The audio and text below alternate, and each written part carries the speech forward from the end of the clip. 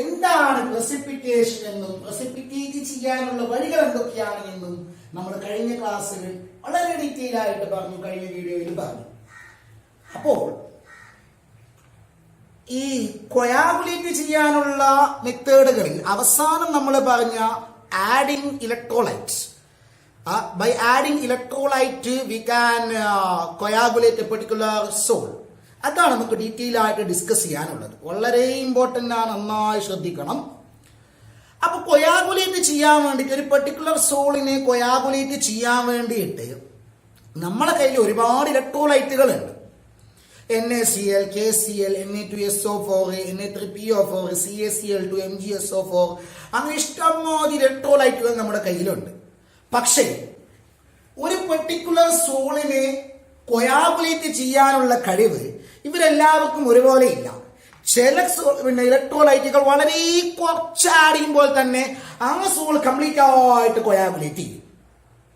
ചില ഇലക്ട്രോലൈറ്റുകൾ ഒരുപാട് amount add ചെയ്താൽ മാത്രമേ ആ സോളിനെ കംപ്ലീറ്റ് ആയിട്ട് കൊയാഗുലേറ്റ് ചെയ്യാൻ പറ്റത്തുള്ളൂ. എന്താ പറഞ്ഞാൽ എന്താ, എല്ലാവർക്കും കൊയാഗുലേറ്റ് ചെയ്യാനുള്ള കഴിവ് ഒരുപോലെ അല്ല എന്നല്ല അർത്ഥം. മനസ്സിലാകുന്നുണ്ടോ?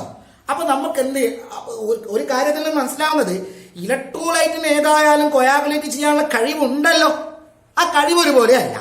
ആ കഴിവിന് പറഞ്ഞ പേരാണ് ability of an electrolyte.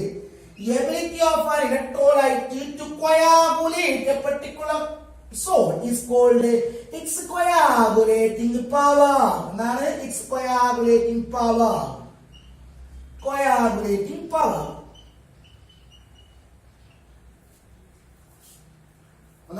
It is the ability of an electrolyte to coagulate a particular soul. The coagulating power is different for different electrolytes. It is not same for all electrolytes. അപ്പൊ ആരാണ് നല്ല electrolyte coagulate, ഒരു സോളിനെ coagulate ചെയ്യാൻ നിങ്ങൾ തീരുമാനിച്ചു എങ്കിൽ ആരാണ് അതിന് ഉതകുന്ന ആള്, സൂട്ടബിൾ ആയിട്ടുള്ള ആൾ ആരാണ്? അതായത് കൊയാഗുലേറ്റിംഗ് പവർ കൂടുതലുള്ളത് ആർക്കാണ്? അപ്പൊ ഇലക്ട്രോലൈറ്റുകളുടെ കൊയാഗുലേറ്റിംഗ് പവർ കമ്പയർ ചെയ്യാൻ വേണ്ടിയിട്ട് നമ്മളൊരു ടേം ഉപയോഗിക്കാറുണ്ട്. ആ ടേമിന്റെ പേരാണ് കൊയാഗുലേഷൻ വാല്യൂ. എന്താണ് coagulation value?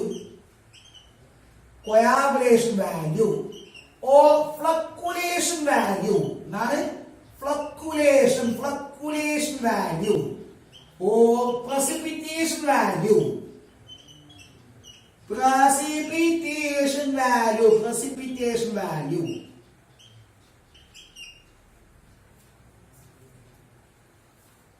What is this? It is a quantity. It is used to compare the coagulating power of different electrolytes. അപ്പൊ എന്താണ് ഒരു കൊയാഗുലേഷൻ വാല്യൂ? ഇലക്ട്രോലൈറ്റിന്റെ കൊയാഗുലേഷൻ വാല്യൂ എന്താണ്? ആ കൊയാഗുലേഷൻ വാല്യൂ ഉപയോഗിച്ചിട്ട് എങ്ങനെയാണ് കൊയാഗുലേറ്റിംഗ് പവർ കമ്പയർ ചെയ്യുന്നത് നമുക്ക് നോക്കാം. ഓക്കെ, ഈ കൊയാഗുലേറ്റിംഗ് വാല്യൂ എന്ന് പറഞ്ഞാൽ നമ്മൾക്ക് എന്താ ചെയ്യേണ്ടത്? കൊളോയിഡിനെ പ്രസിപ്പിറ്റേറ്റ് ചെയ്യണം. പ്രസിപ്പിറ്റേറ്റ് ചെയ്യാനുള്ള കഴിവായ കൊയാഗുലേറ്റിംഗ് പവറിനെ കമ്പയർ ചെയ്യാൻ വേണ്ടി ഉപയോഗിക്കുന്ന ടേമാണ്. ഓക്കെ, അതെങ്ങനെ കമ്പയർ ചെയ്യുന്ന നോക്കാം. നിങ്ങളുടെ കയ്യിൽ 1 ലിറ്റർ കൊളോയിഡൽ സൊല്യൂഷൻ ഉണ്ട്. എത്ര? 1 ലിറ്റർ കൊളോയിഡൽ സൊല്യൂഷൻ ഉണ്ട്. ഞാനൊരു പാത്രത്തിൽ 1 ലിറ്റർ കൊളോയിഡൽ സൊല്യൂഷൻ എടുക്കുന്നു. 1 ലിറ്റർ കൊളോയിഡൽ സൊല്യൂഷൻ. കൊയാഗുലേറ്റ്, ഇതിനെ കംപ്ലീറ്റ് ആയിട്ട് നിങ്ങൾക്ക് പ്രസിപ്പിറ്റേറ്റ് ചെയ്യണം, കൊയാഗുലേറ്റ് ചെയ്യണം. അപ്പൊ തീർച്ചയായിട്ടും നമ്മൾ ഇപ്പോൾ ഉപയോഗിക്കുന്ന മെത്തേഡ് അഡീഷൻ ഓഫ് ഇലക്ട്രോലൈറ്റ് ആണ്. ഓക്കെ, ഇതിനെ കംപ്ലീറ്റ് ആയിട്ട് കൊയാഗുലേറ്റ് ചെയ്യാൻ വേണ്ടിയിട്ട് ഒരു പെർട്ടിക്കുലർ ഇലക്ട്രോലൈറ്റ് ഇങ്ങനെ ആഡ് ചെയ്യും. ഡ്രോപ്പ് ആയിട്ട് ആഡ് ചെയ്യും. ഒരുപാട് ഇങ്ങനെ പോലെ കഴിക്കുന്നതല്ല, ഡ്രോപ്പ് വൈസ് ആയിട്ട് ആഡ് ചെയ്യും. അങ്ങനെ ഒരു പെർട്ടിക്കുലർ ഡ്രോപ്പ് ആഡ് ചെയ്തപ്പോൾ എക്സ് എന്നുള്ള ഇലക്ട്രോലൈറ്റ് ആണ് ഞാൻ ആഡ് ചെയ്യുന്നത്. ആ X 1 drop, 2 drop, 3 drop, 4th drop add ചെയ്യുമ്പോൾ ഇത് കംപ്ലീറ്റ് ആയിട്ട് ഡിസോസിയേറ്റ് ചെയ്യും. ഓക്കെ, 4th ഡ്രോപ്പ് ആഡ് ചെയ്യും. അങ്ങനെ 4th ഡ്രോപ്പ് ആഡ് ചെയ്തപ്പോൾ അതിൽ ഞാൻ ടോട്ടൽ ആഡ് ചെയ്തത് എത്രയെന്ന് അറിയാവോ? ആ ആഡ് ചെയ്ത ഇലക്ട്രോലൈറ്റിന്റെ അളവ് മില്ലിമോൾസിന്റെ പറയുന്നത്. മില്ലിമോൾസ്. ഞാൻ ആഡ് ചെയ്തത് എത്രയെന്ന് അറിയാവോ? 8 8 millimoles കേൾക്കണേ 8 millimoles X ആഡ് ചെയ്തു 8 millimoles X ആഡ് ചെയ്താൽ മാത്രമേ ഈ 1 ലിറ്റർ കൊളോയിഡൽ സൊല്യൂഷനെ കംപ്ലീറ്റ് ആയിട്ട് കൊയാഗുലേറ്റ് ചെയ്യാൻ വേണ്ടി സാധിക്കത്തുള്ളൂ. സോ ദിസ് 1 ലിറ്റർ കൊളോയിഡൽ സൊല്യൂഷനെ കംപ്ലീറ്റ് ആയിട്ട് ഡിസോസിയേറ്റ് ചെയ്യാൻ ആവശ്യമായ എക്സിന്റെ മിനിമം ക്വാണ്ടിറ്റിയാണ് 8 millimoles. And this is called the flocculation value of X. അപ്പോൾ നിങ്ങൾ പറയുന്നതാണ് flocculation value of an electrolyte. It is the minimum quantity of an electrolyte. It is the minimum quantity of an electrolyte. എന്തിനു പറയണം? In millimoles. Minimum quantity of an electrolyte in millimoles that must be added to 1 liter of colloidal solution so as to coagulate it completely. So as to coagulate it completely. 1 litre colloidal സൊല്യൂഷനെ complete ആയിട്ട് precipitate ചെയ്യാൻ ആവശ്യമായ ഇലക്ട്രോലൈറ്റിന്റെ മില്ലിമോൾസിലുള്ള minimum quantity പറഞ്ഞ പേരാണ് അതിന്റെ flocculation value അല്ലെങ്കിൽ പ്രസിപ്പിറ്റേഷൻ വാല്യൂ. ഞാൻ വീണ്ടും ഈ 1 ലിറ്റർ കൊളോയിഡ് എടുത്തു, അതിലേക്ക് ഞാൻ വൈ ഇലക്ട്രോലൈറ്റ് ആഡ് ചെയ്തപ്പോൾ എനിക്ക് ഇതിനെ കംപ്ലീറ്റ് ആയിട്ട് കൊയാഗുലേറ്റ് ചെയ്യാൻ ആവശ്യമായി വന്നത് 5 മില്ലിമോളാണ്. അപ്പൊ എന്റെ അർത്ഥം എന്താ? അതിനേക്കാൾ കുറച്ച് ആഡ് ചെയ്യുമ്പോൾ തന്നെ ഇത് എക്സിനേക്കാളും കുറച്ച് എമൗണ്ട് ആഡ് ചെയ്യുമ്പോൾ തന്നെ ഏത് വൈ ആഡ് ചെയ്യുമ്പോൾ തന്നെ ഇത് കംപ്ലീറ്റ് ആയിട്ട് പ്രസിപ്പിറ്റേറ്റ് ചെയ്യുന്നുണ്ട് എന്ന് പറഞ്ഞാൽ എക്സിനേക്കാളും ഇതിനെ കൊയാഗുലേറ്റ് ചെയ്യാനുള്ള കഴിവ് ദാറ്റ് മീൻസ് കൊയാഗുലേറ്റിംഗ് പവർ വൈക്ക് കൂടുതലാണ്. അപ്പൊ എന്ത് പറയാം നമുക്ക്? Smaller the coagulation value greater the coagulating power. Okay, or lesser the coagulation value, greater the coagulating power. അപ്പോ എന്താണ് കൊയാഗുലേഷൻ എന്നുള്ള കാര്യവും അതിനുള്ള കാരണങ്ങളും കഴിഞ്ഞ വീഡിയോയിൽ പറഞ്ഞു. അതിന് നമ്മൾ ഇലക്ട്രോലൈറ്റ് ആഡ് ചെയ്തിട്ടുള്ള കാര്യമാണ് പറയുന്നത്. അപ്പൊ ഇലക്ട്രോലൈറ്റുകളെ കൊയാഗുലേറ്റ് ചെയ്യാനുള്ള കഴിവാണ് കൊയാഗുലേറ്റിംഗ് പവർ.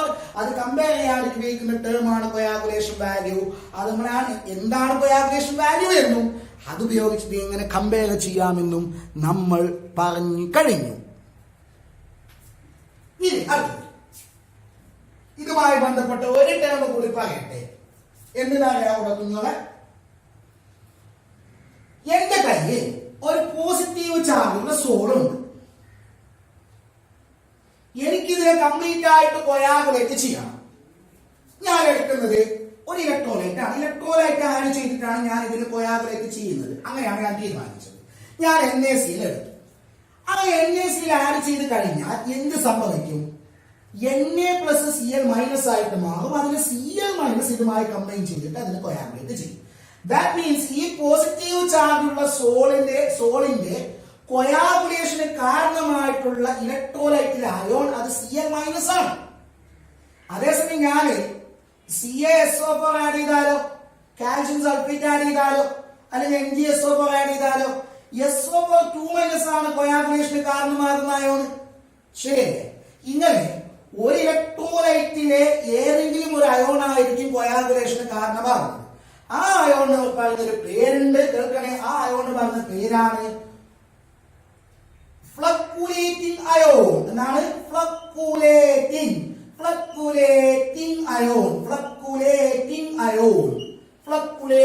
അയോൺ. അല്ലെങ്കിൽ പറഞ്ഞത് വേറൊരു പേരാണ് ആക്റ്റീവ് അയോൺ. എന്നാണ്? Active ion. അങ്ങനെ നോക്കുമ്പോൾ കുഞ്ഞോളെ ഇത് പോസിറ്റീവ് ചാർജുള്ള സോളിനെ പ്രസിപ്പിറ്റേറ്റ് ചെയ്യാനാണ് ഞാൻ NaCl ആഡ് ചെയ്തതെങ്കിൽ ആ NaCl ആക്റ്റീവ് അയോൺ Cl- ആണ്. CaSO4 ആക്റ്റീവ് അയോൺ SO4 2- ആണ്. അതേസമയം ഞാൻ നെഗറ്റീവ് ചാർജുള്ള സോൾ എടുക്കുന്നു. നെഗറ്റീവ് ചാർജുള്ള സോളിനെ പ്രസിപ്പിറ്റേറ്റ് ചെയ്യാൻ വേണ്ടിയിട്ട് ഞാൻ NaCl എടുത്തു എങ്കിൽ അവിടുത്തെ ആക്റ്റീവ് അയോൺ ഏതാ? അത് Na+ ആണ്. CaSO4 എടുത്താലോ അവിടെ ഏതാണ്? Ca2+ ആണ്. ഓക്കെ, അപ്പൊ എന്താണ് ആക്റ്റീവ് അയോൺ എന്നുള്ളതും ക്ലിയർ ആയി. അപ്പൊ ഈ 3 ടേമുകൾ നന്നായിട്ട് മനസ്സിലാക്കിയേ.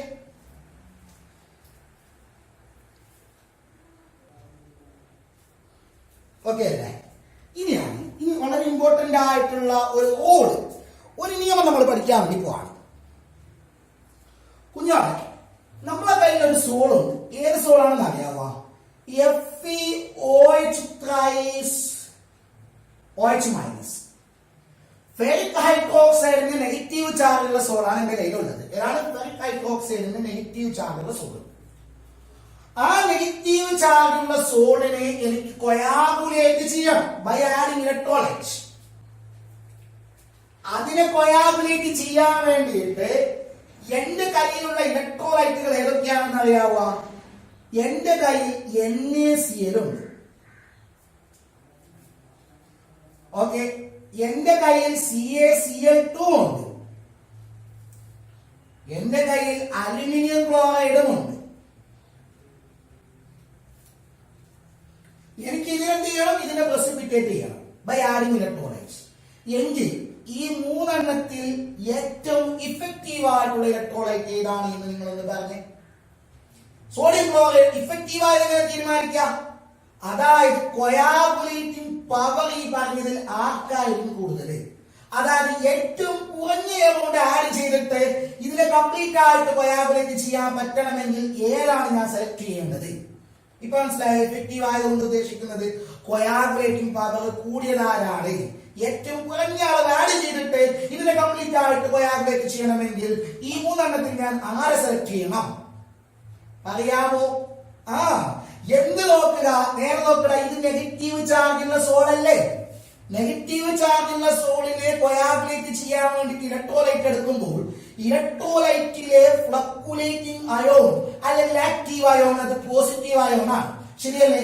അതായത് NaCl ഫ്ലക്യുലേറ്റിംഗ് അയോൺ അത് Na+ ആണ്. CaCl2 അത് Ca2+ ആണ്. അലുമിനിയം ക്ലോറൈഡിലോ അത് Al3+ ആണ്. അപ്പൊ ഇവിടെ ഈ മൂന്നെണ്ണത്തിലേക്ക് നിങ്ങൾ നോക്ക്. മൂന്നെണ്ണത്തിന്റെ ചാർജ് നിങ്ങൾ നോക്ക്. എന്താണ്? അലുമിനിയം ക്ലോറൈഡിലെ Al3+ എന്ന് പറയുമ്പോൾ ഒരു Al3+ 3 പോസിറ്റീവ് ചാർജ് ഉണ്ട്.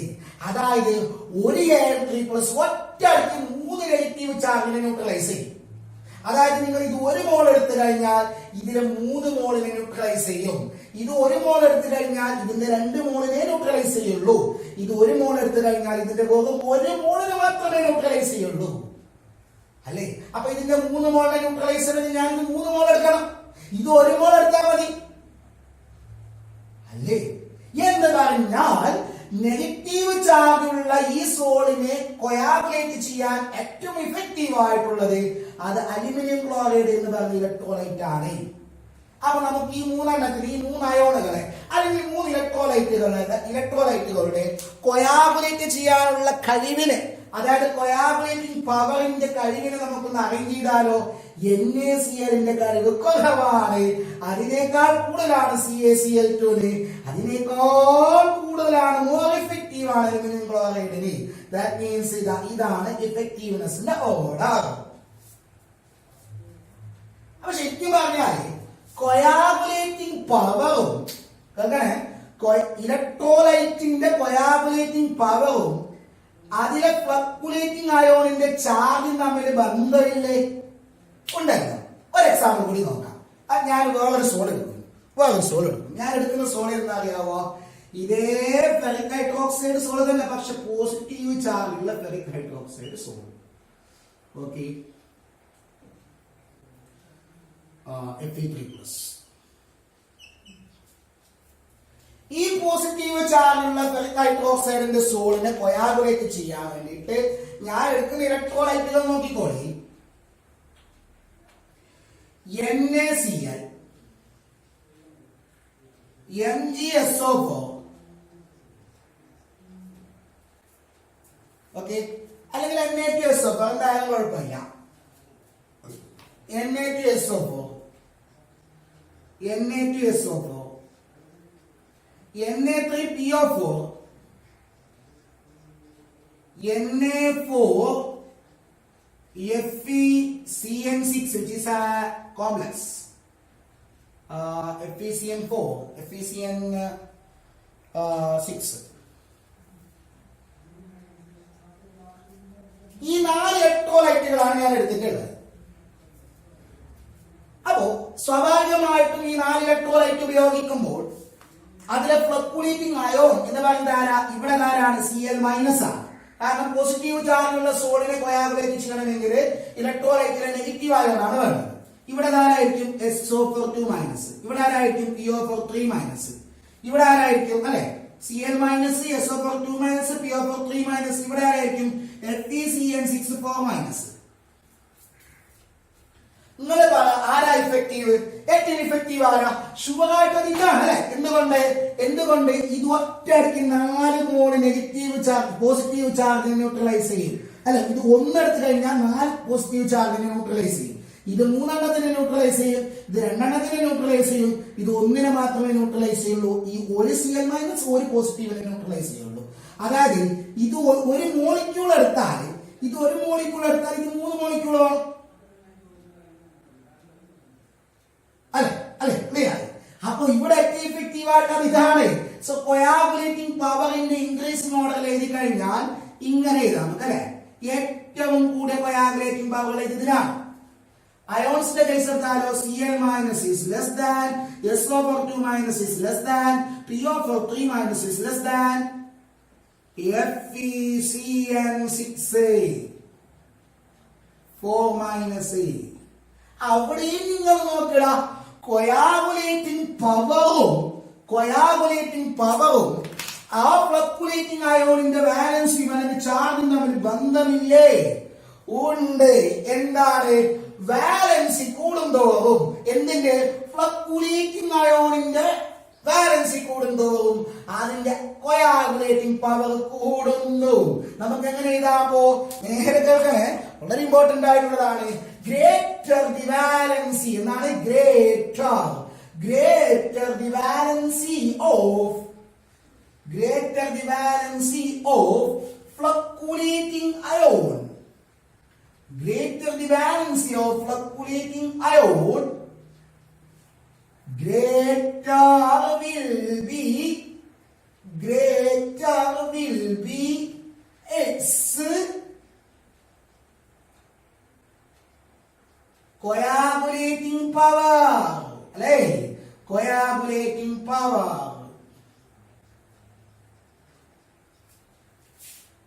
ഫ്ലക്യുലേറ്റിംഗ് അയോണിന്റെ വാലൻസി കൂടുന്തോറും അതിന്റെ കൊയാഗുലേറ്റിംഗ് പവർ കൂടുതലായിരിക്കും.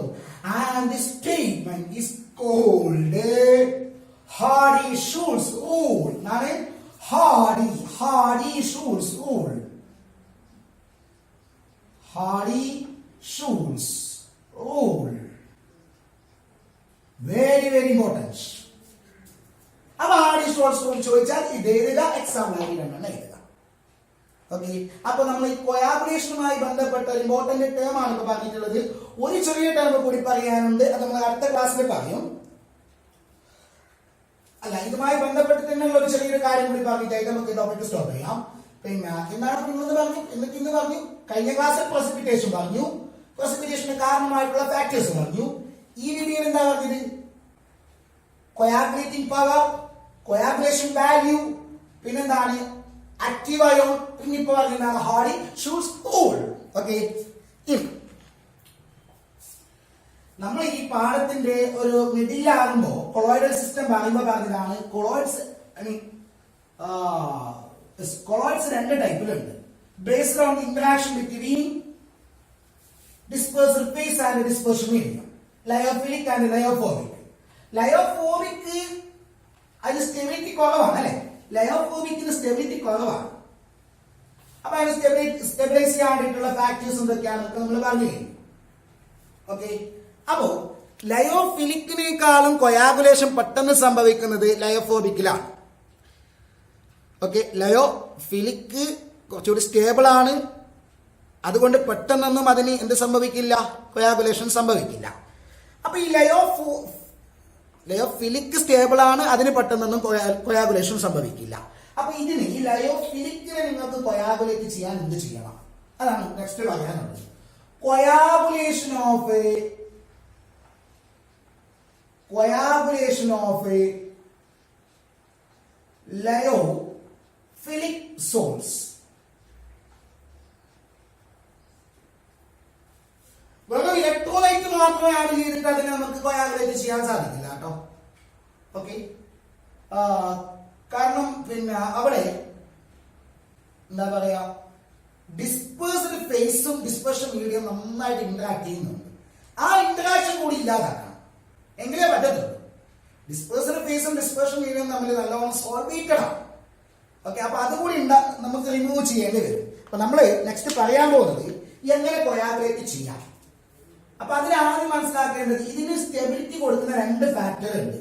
ലയോഫിലിക്സോളിന് സ്റ്റെബിലിറ്റി കൊടുക്കുന്ന രണ്ട് ഫാക്ടർ ഉണ്ട്. ഒന്ന് അതിന്റെ charge of dispersal phase, charge of dispersal face.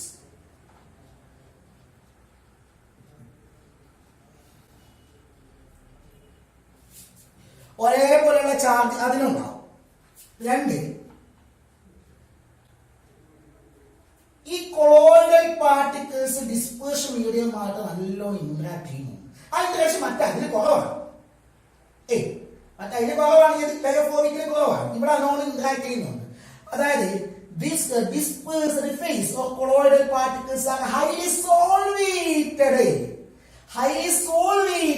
in dispersion medium. Okay, അപ്പൊ രണ്ടാമത്തെ ഫാക്ടർ ആണ് solvation of dispersed face. Solvation of dispersed face.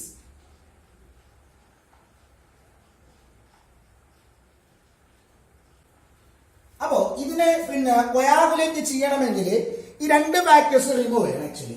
അപ്പൊ അത് നമ്മൾ സാധാരണ ചെയ്യുന്നത് അറിയാവോ? ഫോർ എക്സാമ്പിൾ നമ്മളൊരു ലയോഫിലിക് സോൾ എടുത്തു. ഈ ലയോഫിലിക് സോളിൽ ഡിസ്പേർഷൻ മീഡിയം വെള്ളമാണെന്ന് വിചാരിക്കാം. അപ്പൊ എന്തായി? ഹൈഡ്രോഫിലിക് ആയി. ഓക്കെ, അപ്പോ നമ്മൾ എന്ത് ചെയ്യുന്ന അറിയാവോ? ഒരു സൂട്ടബിൾ ആയിട്ടുള്ള സോൾവെന്റ് ആഡ് ചെയ്യുന്നു. ഇതിലേക്ക് സൂട്ടബിൾ ആയിട്ടുള്ള ഒരു സോൾവെന്റ് ആഡ് ചെയ്യുന്നു. For example alcohol acetone. ഇവിടെ പ്രത്യേകത ഇവർക്ക് വെള്ളത്തിനോട് അഫിനിറ്റി കൂടുതലാണ്, വെള്ളത്തിന് അവരോടും അഫിനിറ്റി കൂടുതലാണ്. അപ്പൊ എന്താ പറയുക, ഇതിലേക്ക് ഒഴിച്ചു കഴിഞ്ഞാൽ വെള്ളം അവരെ കൂടെ പോകും. വെള്ളം ആൽക്കഹോളിന്റെ കൂടെ അല്ലെങ്കിൽ അസറ്റോളിന്റെ കൂടെ പോകും. ദാറ്റ് മീൻസ് ഡീഹൈഡ്രേഷൻ സംഭവിക്കും. എന്നാണ് ഡീഹൈഡ്രേഷൻ സംഭവിക്കും.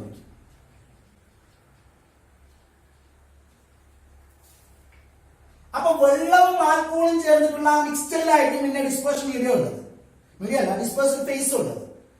അല്ലെങ്കിൽ അസറ്റോണ് വെള്ളത്തിന്റെ കൂടെ പോയി കഴിഞ്ഞാൽ ഉണ്ടാകുന്ന മിക്സ്ചറിന്റെ കൂടെ ആയിരിക്കും പിന്നെ എന്താ പറയാ മിക്സ്ചറിലായിരിക്കും ഡിസ്പേഴ്സ്ഡ് ഫേസ് ഉള്ളത്, വെള്ളത്തിലല്ല. ഡിസ്പേഴ്സ്ഡ് ഫേസ് അതായത് കൊളോയിഡൽ പാർട്ടിക്കിൾസിന് വെള്ളത്തിനോടാണ് അഫിനിറ്റി ഉള്ളത്. കേൾക്കണേ, ഇതിൽ കൊളോയിഡൽ പാർട്ടിക്കിൾസ് ഉണ്ട്. ഇത് ആഡ് ചെയ്യുന്നതിന് മുമ്പ് ഇവർക്ക് വെള്ളത്തിനോടാണ് അഫിനിറ്റി കൂടുതൽ. ഇവർക്ക് അഫിനിറ്റി കൂടുതലുള്ള വെള്ളം ലോകത്തിന്റെ കൂടെ പോയി. ഓക്കെ, ആ പറയപ്പെട്ട ആളോട് ഇവർക്ക് അഫിനിറ്റി ഇല്ല. അപ്പൊ അത് ലയോഫോബിക് ആയി. ഇനി നിങ്ങൾ അതിലേക്ക് ഇലക്ട്രോലൈറ്റ് ആഡ് ചെയ്യുക, അപ്പൊ അതിന്റെ പ്രസിപ്പിറ്റേഷൻ നടക്കും. ഓക്കെ, ഇങ്ങനെയാണ് ലയോഫിലിക് സോളിന്റെ പ്രസിപ്പിറ്റേഷൻ നടക്കുന്നത്. ഓക്കെ.